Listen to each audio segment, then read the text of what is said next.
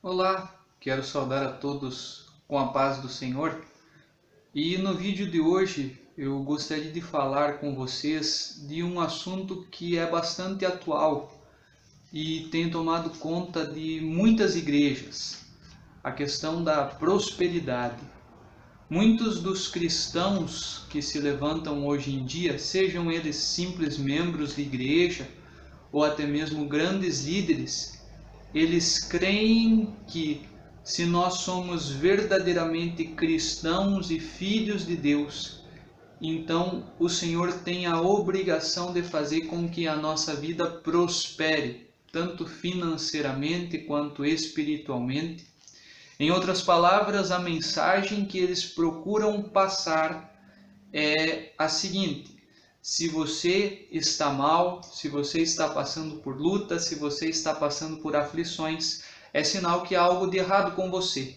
É sinal de que você não está sendo um cristão fiel e verdadeiro. E eu quero deixar alguns versículos aqui para a nossa reflexão, para que a gente veja, através da palavra de Deus, se é realmente assim que as coisas funcionam no mundo espiritual. O primeiro versículo, ou melhor, os primeiros versículos que eu quero deixar com vocês nessa tarde, se encontram no livro de Atos dos Apóstolos, capítulo de número 11, são os versículos 28 e 29, em que a palavra de Deus nos diz assim: E levantando-se um deles, por nome Ágabo, dava a entender pelo Espírito que haveria uma grande fome em todo o mundo, e isso aconteceu no tempo de Cláudio César. E os discípulos determinaram mandar, cada um conforme o que pudesse, socorro aos irmãos que habitavam na Judéia. Então, esses primeiros versículos, eles falam acerca de uma grande fome que nesse tempo, no tempo do governador Cláudio César, se alastrou ao longo de todo o mundo. Então, a primeira coisa que a gente precisa compreender é que a chuva, ela vem para bons e vem para maus. Independente do que você faça, da vida que você leva, existem coisas que vêm sobre a vida de todos. Não importa se você é uma pessoa boa ou se você é uma pessoa má. No momento que chover, a chuva vai regar a plantação de todos. A chuva não vai escolher apenas a plantação das pessoas boas.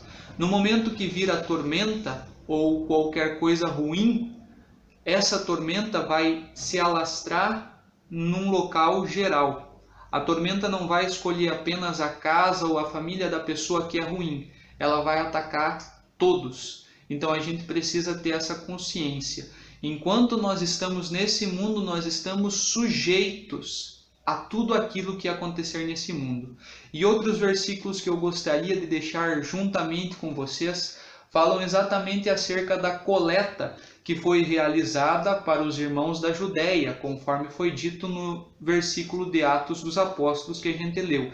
Esse versículo se encontra na carta aos Romanos, no capítulo de número 15, são dois versículos também, os versículos 25 e 26. Em que Paulo estava encerrando a sua carta, dando recomendações finais e falando da ansiedade que ele tinha para encontrar os irmãos de Roma.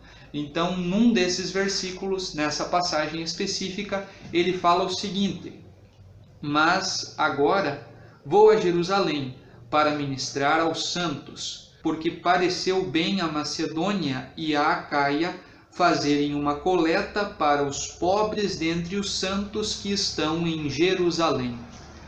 Então essa fome que foi predita pelo profeta realmente veio a acontecer. E as igrejas por onde Paulo passou, as igrejas que tinham irmãos com maiores condições, elas reuniram suprimentos e esses suprimentos vieram a ser doados aos irmãos da igreja de Jerusalém e da região da Judéia, que provavelmente na época foi uma das regiões que mais foi afetada.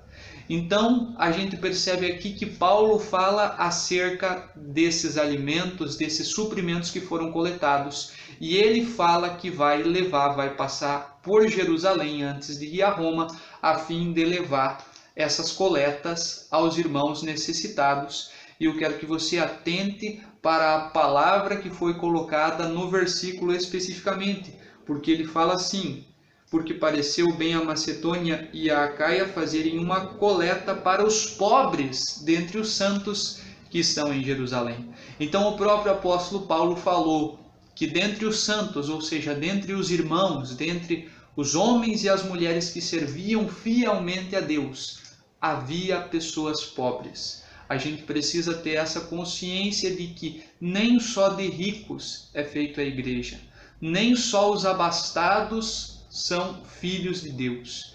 Deus tem os seus filhos em todos os lugares. Ele não fala através da condição financeira.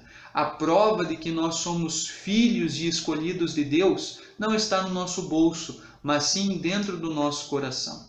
O próprio apóstolo Paulo falou lá na carta aos Filipenses, no capítulo 4, no versículo 13, que ele sabe ter abundância, que ele sabe passar necessidade, que ele aprendeu na caminhada cristã a viver de várias maneiras. E de toda e qualquer maneira que nós vivermos, o mais importante é termos Cristo dentro do nosso coração. Então não importa como está o seu bolso, não importa como está a sua vida, não importa a sua condição física ou financeira. Deus está apenas interessado num coração puro, sincero e verdadeiro. E é isso que Ele espera de você. Não fique contristado, não fique abatido caso as bênçãos talvez não estejam chegando agora na tua vida. Há um tempo certo para todas as coisas e Deus, na hora certa, vai fazer a tua vida prosperar. E nunca esqueça que a maior de todas as bênçãos não está preparada para nós aqui nessa terra, mas ela está preparada para todos nós lá na glória eterna, juntamente com o nosso Senhor Jesus.